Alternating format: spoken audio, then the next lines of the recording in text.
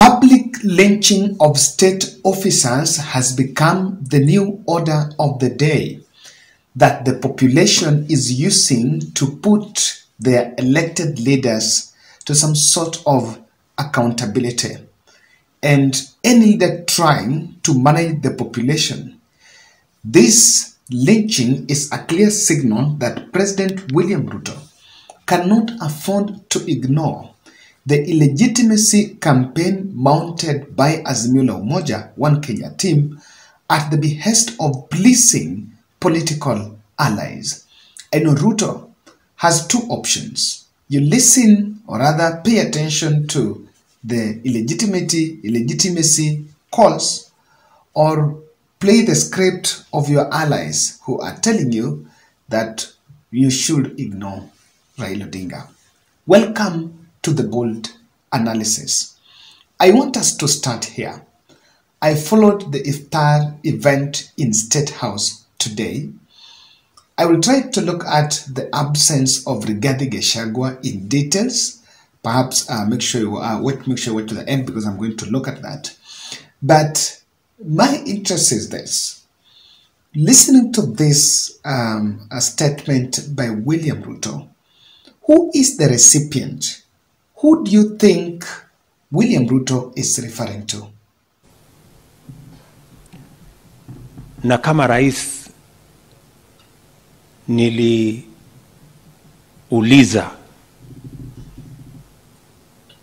my brother Raila Odinga kwamba tuwache maandamano. Sasa nimeona tena wanalalamika. Wanasema mbona Ruto ameita Raila my brother? Angemuita mtu ya kitendawili. Sasa mimi nataka niwaambie hawa jamaa, please, wacha nirudie tena, my brother Raila Odinga, tuwache maandamano. Kama kumuita Raila Odinga my brother ndio itasaidia awache maandamano, awache fujo, mali ya watu isiharibike, biashara ya watu isiharibike, mimi nitamuita my brother mara 10, hata nitaongeza my dear brother. President Ruto is saying, and seems to be talking to some people who are criticizing him for calling Raila Odinga my brother. And that's why I asked you a question. Who do you think Ruto is saying are criticizing him? Do you think Azimio la Umoja supporters criticized William Ruto for calling Raila Odinga my brother? Or was it William Ruto supporters who, between him and, do you think Azimio supporters could rather demand that Ruto calls Raila the mtu wa kitendawili? Who normally call Raila mtu wa kitendawili? The gullible politicians from Mount Kenya, and especially the three boys. I want us to look at this. Number one, I'm going to look at interpretation of that. What is my understanding on it? And also touch a bit on the absence of Rigathi. Before that, kindly, I'm just reminding you about our fundraiser that is going on. We are doing a 1-week fundraiser to help a young couple. They got a child, so the wife delivered, but after delivery, there were complications of tear, then excessive bleeding. So there was more extension services that was needed. And so she was treated in Kenyatta, and the bill ballooned to around 80,000. So they've not been in a position to pay it. And due to that situation, the family is a bit grounded because even the guy cannot work. He used to do boda boda, but the bike also was taken. So we are trying to get into maybe cover that bill and get something to make sure that the gentleman can get a motorbike. And from there, he can pick up. Thank you very much for those who are supporting this. I'll do daily updates. So on Tuesday, I'll be doing an update on the progress. And by then, I'm going to share the video at the end of this video, the video of the couple. Rigathi never attended the Statehouse meeting. And despite of the fact that I saw the parliament leadership, I saw Musalia Mudavadi, I saw Moses Wetangula and Musalia Mudavadi and Duale and other politicians. The third that was held in KCC, Rigathi Gachagua attended. But this one in Statehouse, he never attended. Some believe that he could have been, it could have been a decision at the family level. Maybe in terms of the religion, taking a religion stand to bolt out of that. But I've confirmed he's in town. He's not out of the country. So if he was to attend, and again it was late evening, I strongly believe he needed to. Now, there are two messages in what William Ruto is talking about. William Ruto is not talking to Raila Odinga supporters. Raila Odinga supporters have never demanded William Ruto to call Raila Mto Kitendawili.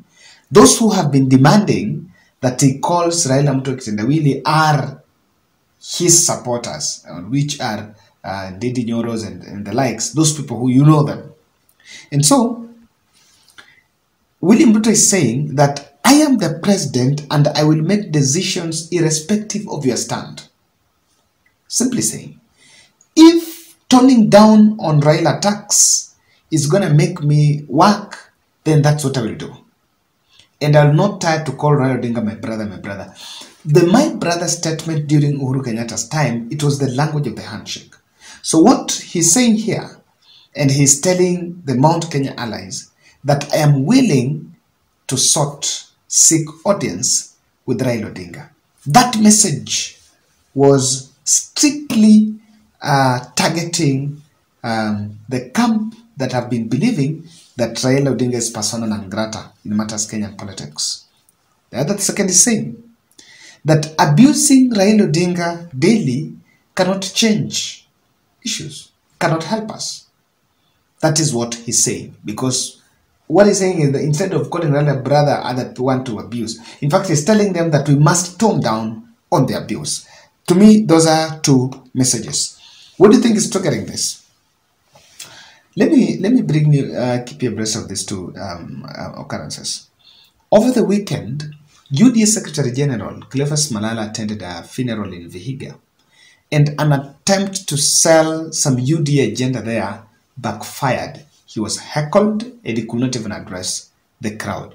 Today, CS Ichungwa-Jumwa, but there Ichungwa-Jumwa is in charge of gender and public affairs or something, was in Kilifi for some relief food donation and tried to convince the population on the cost of unga, on the price of unga, that trying to defend government, UDA scorecard on so far what they have done. But I know people have been asking me for my stand on that unga. I would want to probe further. I think it was just said, so we are into this week.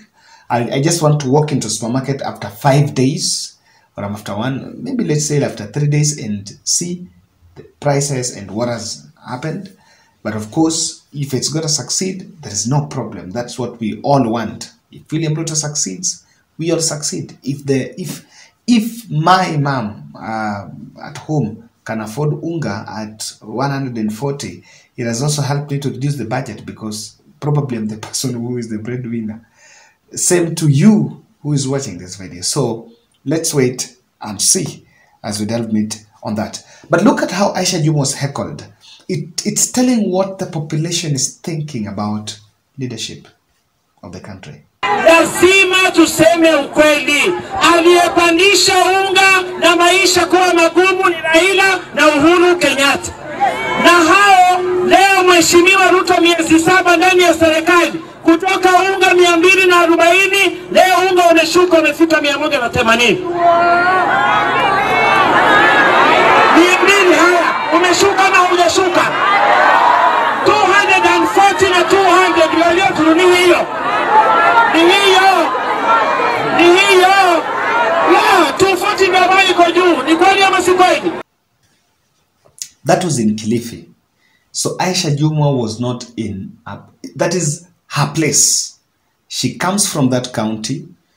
She campaigned there as a governor. Those people know her. She's not a stranger. And she's now a CS. But despite the fact that she's a CS from that area, people still can't see what is in it for us. People can still not see. And it's a clear message that even if the intelligence team was accompanying the CS there, then they have really given President a bad report.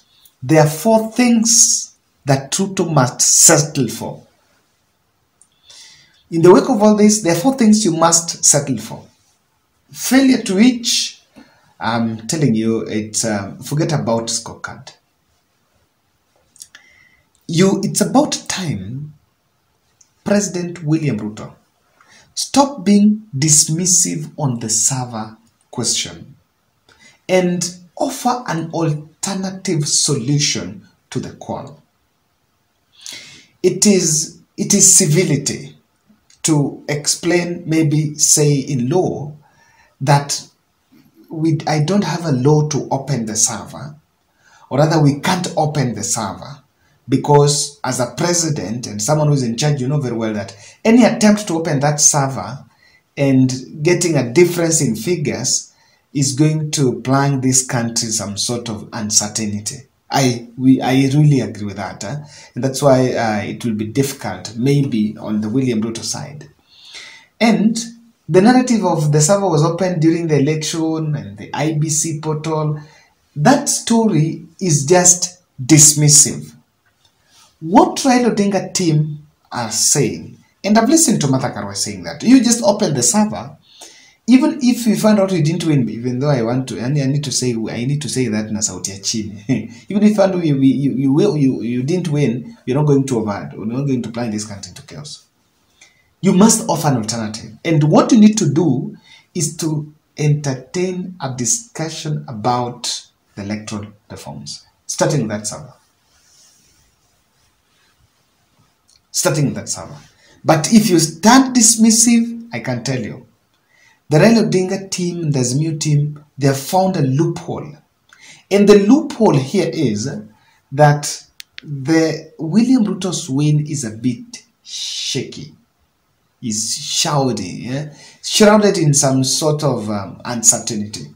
They've also realized you're uncertain. You know, but then, we've always, people don't want to say this truth, but this is the truth. If whatever is in that server can solve, if William Ruto can solve this problem, the Wunga now has nearly now getting fixed, the IBC, but that server thing, if he really won, he would have found a way, respond, things would have worked. So, it's not really in order. Number 2, call the house in order. Call the house in order. And the best way to call that house in order is roll your sleeves and work from the office. I think there is no need for the panicking early campaigns.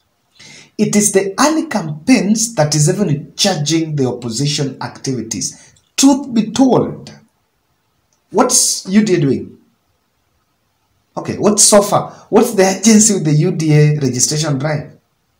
Those who are telling the country that election is now behind us are using taxpayers' money to fund political activities in the guise of strengthening their parties.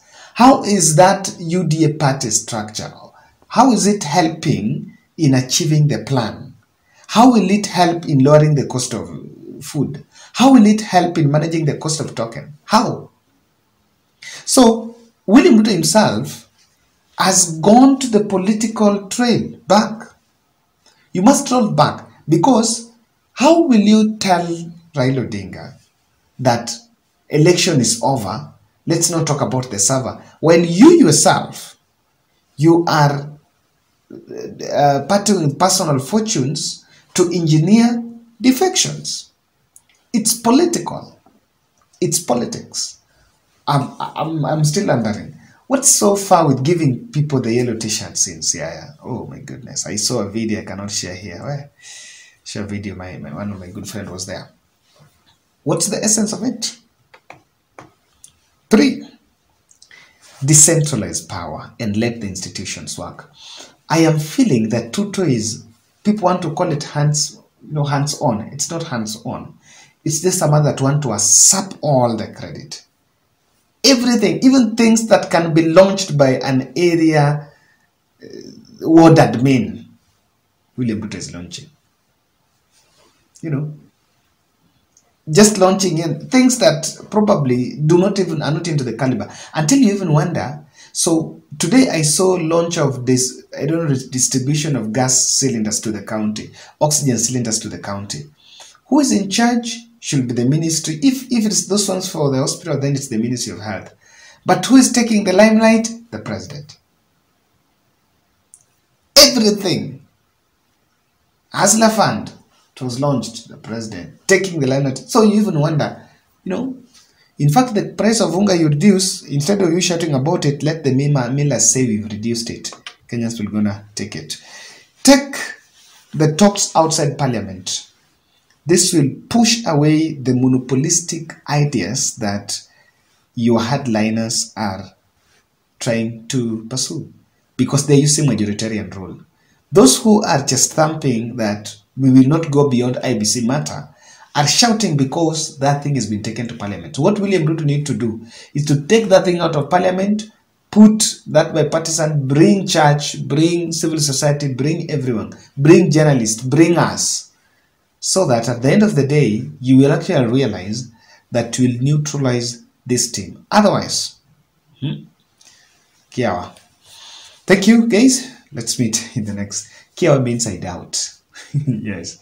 Yeah, it's a French to say I doubt. Kiawa. This is the interview with the guy I promised you. So let's try to help and see what we can do together. So after she gave birth, mtoto alikuwa nursery after 5 days.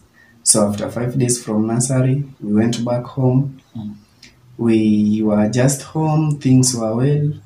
After some few weeks, then wife got complications. Alianza kubleed, mysteriously bleeding, and I was shocked.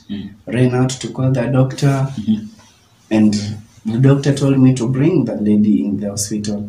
Wapi? Unaishi wapi? Okay, naishi Dandora. Okay. Phase 5. Okay.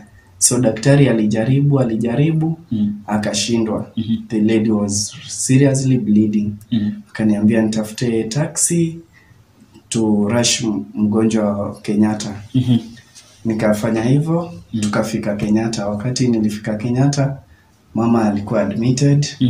Na from hapo, so alikuwa admitted sasa Kenyatta. Alikuwa admitted Kenyatta hospital. Na wakati alikuwa admitted, the child now, what happened? But the child, okay. The child is fine. By the time, but then this is the child. Yeah. And this is my baby. This is your baby. And yeah. Ni baby boy and baby boy. To Jason. Oh, good. Even my son was born in February. So now, where are you from first?